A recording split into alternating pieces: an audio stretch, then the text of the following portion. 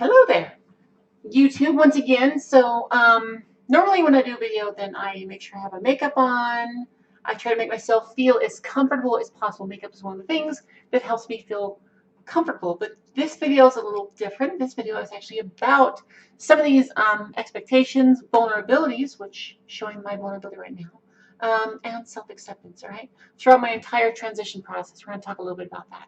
All right, so prior to transitioning, there were several expectations you start to look at. So as a trans woman, I started to look at behaviors and makeup and clothing and all these things of cis females as creating that as the expectation of what I had to be and what I had to do and what I had to become in order to be considered female, to be considered a woman, to be considered valid, you know. And some of that was societal expectations, of course, and some of that was also expectations I placed on myself, which it's in hindsight is silly, even though I still struggle with it, and I do, right? I absolutely do, which is why I normally insist that I wear makeup before I do videos, right? I don't feel I look feminine without makeup on. I don't feel that I'll be seen as very female as female without makeup on, and so it causes anxiety to be like this, to be raw, to be me without the face on, right? And that's where that vulnerability comes in, is being afraid to be vulnerable. And I think part of that fear of vulnerability is from so many years of having to pretend to be something else and put up walls and barriers, sometimes physical barriers, sometimes emotional barriers, sometimes intellectual barriers, and just things in the way of admitting who I am. Trying to stop myself and justify that what I'm feeling is not being trans. What I'm feeling is something else. And I did that for years and years and years and years and years. And so me seeing women throughout the years, trans and cis, and especially those that present very feminine, then I built that perception is that's what I had to be. That's what I had to be. Now, it's not. I enjoy looking extremely feminine, but it's also a fear that I have of not looking very feminine, of looking like I do now. To me, I look super male right now, and I don't like that. It's not something that's comfortable for me that I enjoy. But when it came to transitioning, then I only gave myself one thing where I wanted to, this is what it takes for me to feel like I've reached that point. And that was to get my surgery later on eventually. And I'll get there. Eventually I will, right? And I'm glad I was able to say that previously and not be like, I have to look and I have to pass and I have to not get clocked and all these things. Because you don't have to look and present female to be recognized as female. You don't have to present male to look that way. You don't need to present androgynous to be non-binary. You can be non-binary and present masculine or male or female or whatever the case may be, right? And you could like wearing clothes more often associated with males and be a valid woman, whether you're trans or cis. You don't get to be, you're not limited by the clothes you wear or the makeup on your face. It's kind of, right? Still daunting. This is terrifying, by the way. Ooh. Moving on. Okay.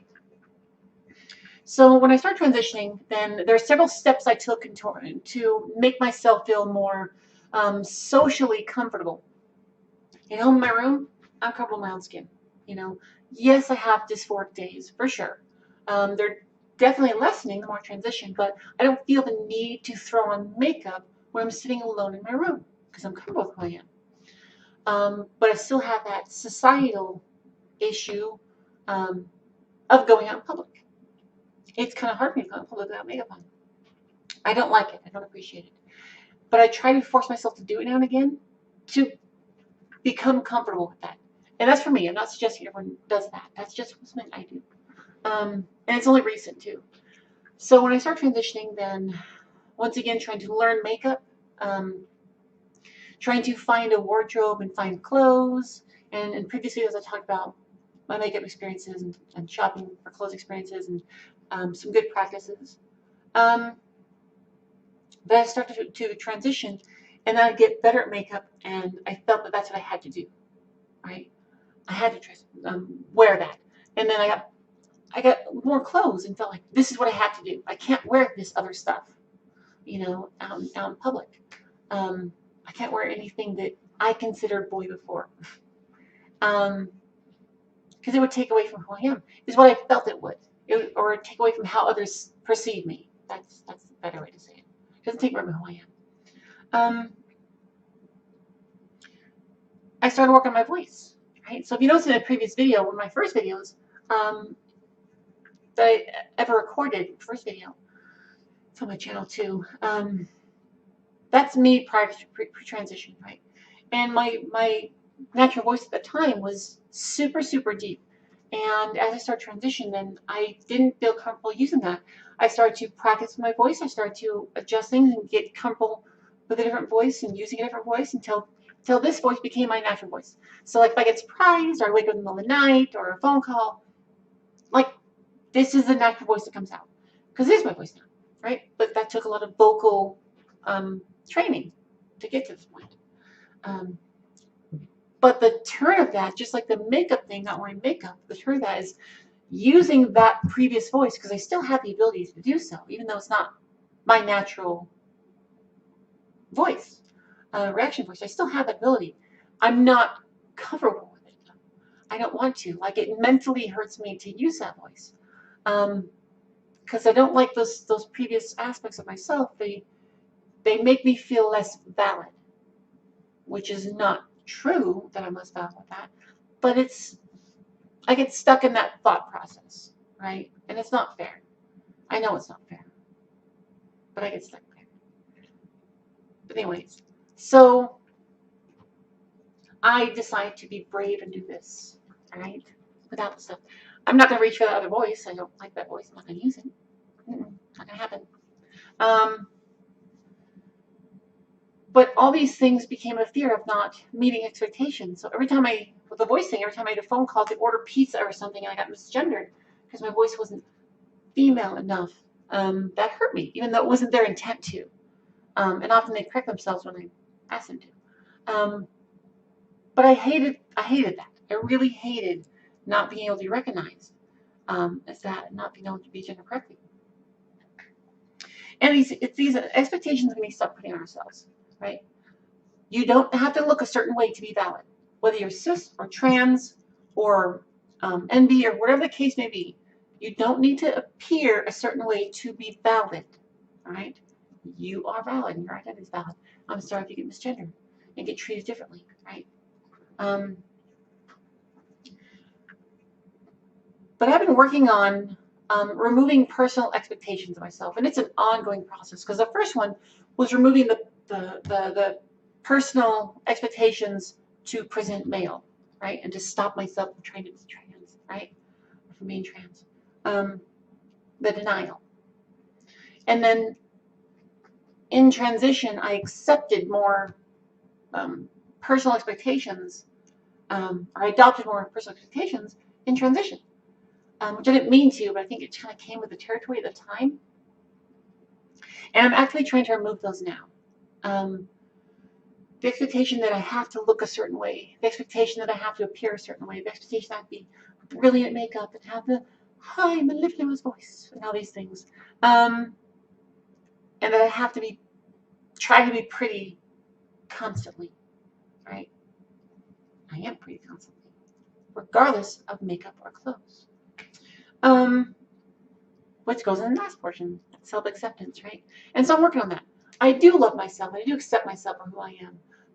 And I think I hold myself to too much of a burden of expectation from what I think society expects of me.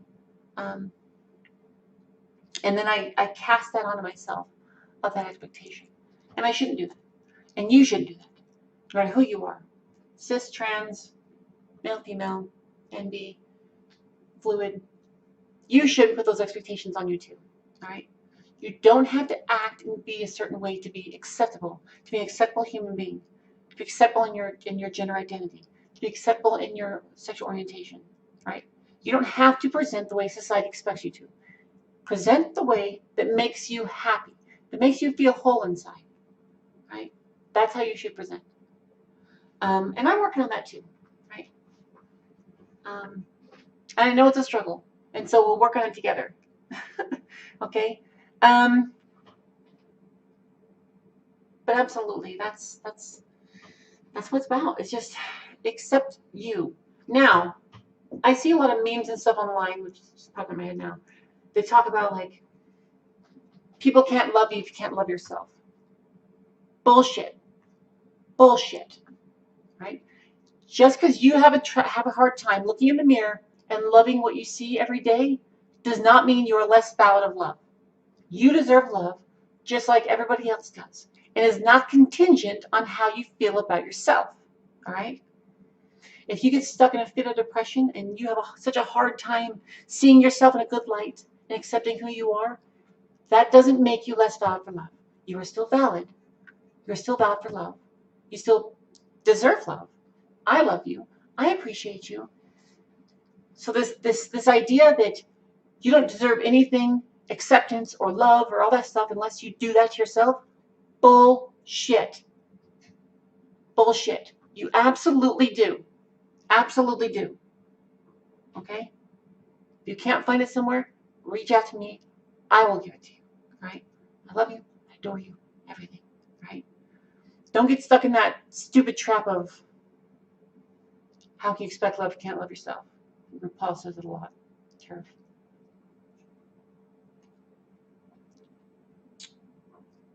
Anyways,